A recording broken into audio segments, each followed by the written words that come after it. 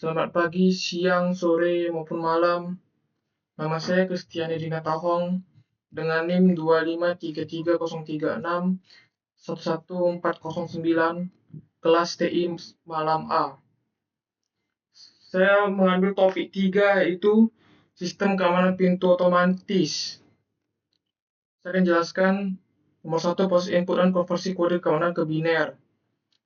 Saya akan menjelaskan tentang konversi kode keamanan. Kode keamanan seperti data kita lainnya direpresentasikan dalam kode biner karena komputer hanya memahami dua kondisi, yaitu on atau dilambangkan 1 hidup dan off mati dilambangkan 0.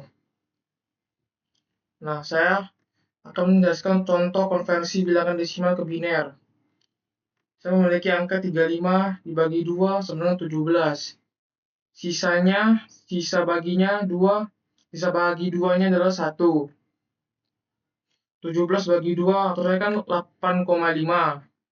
Nah, 8,5-nya menjadikan 1.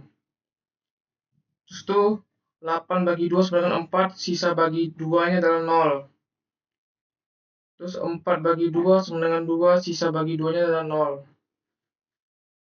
Perlu diingat kalau mau mengetahui nilai biner, urutannya dari bawah ke atas, bukan atas ke bawah. Kalau biner adalah 0, 0, 1, dan 1. Terus berikutnya, 2 rangkaian logika untuk memvalidasi input pengguna. Saya akan menjelaskan tentang rangkaian logika. Rangkaian logika adalah sirkuit digital yang memproses sinyal biner berdasarkan prinsip aljabar boolean dan diterapkan menggunakan gerbang-gerbang logika seperti AND, OR, dan NOT, dan lain-lain. Nah, di sini saya menggunakan gerbang AND. Saya akan menjelaskan tentang gerbang AND terlebih dahulu. Gerbang AND adalah gerbang logika dasar yang menghasilkan keluaran 1 hanya jika semua masukannya 1. Jika salah satu atau lebih dari inputnya 0, maka keluarnya akan 0. Inilah simbol gerbang AND. Dan ini adalah tabel kebenarannya, gerbang AND. Lanjut ke gerbang XOR. Gerbang XOR adalah singkatan dari exclusive OR yang terdiri dari 2 input dan 1 output. Gerbang XOR akan menghasilkan output 1 jika semua input mempunyai nilai logika yang berbeda. Jika nilai logika inputnya sama, maka akan memberikan hasil keluaran 0. Ini adalah simbol dari gerbang XOR. Dan ini adalah tabel kebenarannya, gerbang XOR. Ini adalah gerbang logika AND dan XOR. Ini dia. Ini adalah bagian untuk memasukkan password. Ini untuk ini misalnya gini. Password saya mau bikin P dan R. Sini kalau O dan Q ini tidak akan menyala. Sedangkan kalau P dan R kita masukkan, dia akan menyala.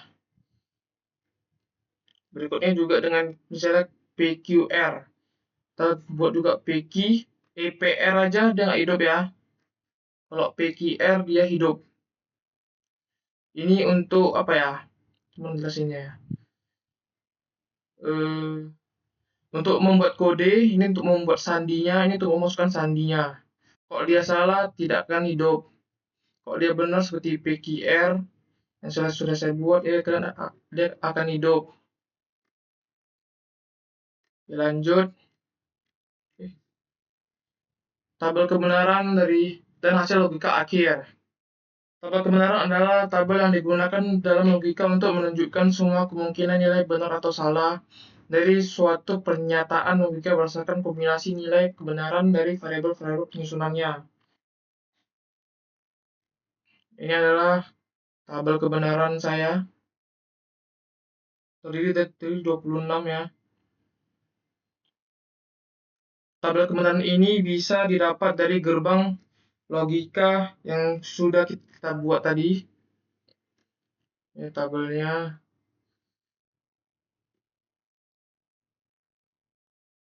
ya, gerbang logika yang tadi. Namun yang keempat, alur sistem dan penjelasan fungsi tiap blok utama. Alur sistemnya adalah input kode keamanan, terus konversi ke biner, teruskan lagi proses verifikasi logika, teruskan lagi keputusan akses, dan yang terakhir output. Nah, ini adalah fungsi tiap blok utama. Lingkaran merah, tempat penggunaan masukkan kode tiap baris, OPQR. Tombol atau saklar yang bisa on atau off, 11 atau 0.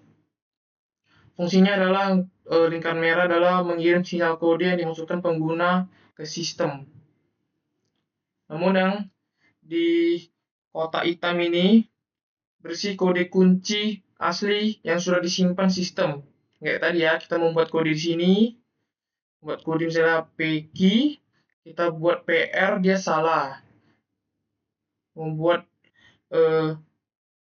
OQ baru benar ya. Membuat OQ tadi ya, si Sandi. Baru benar.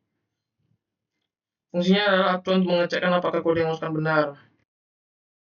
Segitu dulu presentasi saya. Terima kasih.